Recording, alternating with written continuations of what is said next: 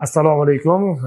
Hozir bemorimizga umurtqa disk chorrasiga lazerli terapiyamizni qilamiz va reflektorli terapiya, ya'ni igna terapiyani ham birdaniga bir vaqt o'zida ikkita protsedura qilinyapti.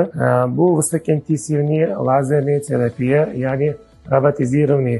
Biz bu yerda programmalashtirib qo'yamiz, o'zi skaner qilib badanga belgilagan joyimizga muskuldagi 12 santimetr chuqurligicha kirib, u yerdagi shamollashni, ishishlarni va qon aylanishlarini, modda almashinuvini yaxshilab beradi va grijani so'rilishiga juda ham yaxshi yordam beradi.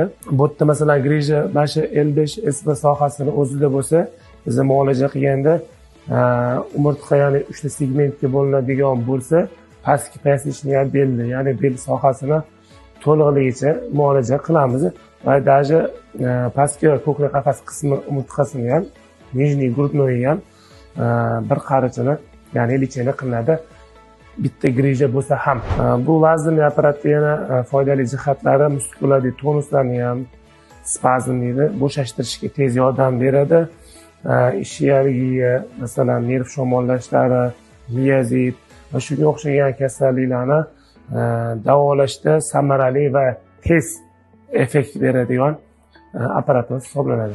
Qancha vaqt qilinadi deydigan savol tug'ilishi mumkin. Bu yerda bizning displeyimiz bor, ya'ni tana haroratini ko'rsatib o'lchab turuvchi displey.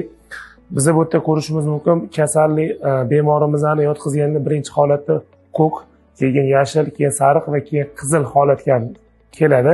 Qizil holatga kelganda biz bilamizki, bemorga yetarli darajada protsedura, ya'ni muolaja qilinganligini va qizil bo'lgandan keyin sirasi to'xtatamiz va boshqa muolajamizni davom ettirishimiz mumkin bo'ladi. Kimda bel og'rig'i yoki muskularda spazm, shamollashlar bormi, bo'g'imda bormi, qo'yingki tana a'zolarimizda og'riqlar bo'lsa, bizga bemalol murojaat qilishinglar mumkin bo'ladi. Administrator nomerlarimiz bor, telefon qilinglar. Savollar bo'lsa bemalol berishinglar mumkin bo'ladi.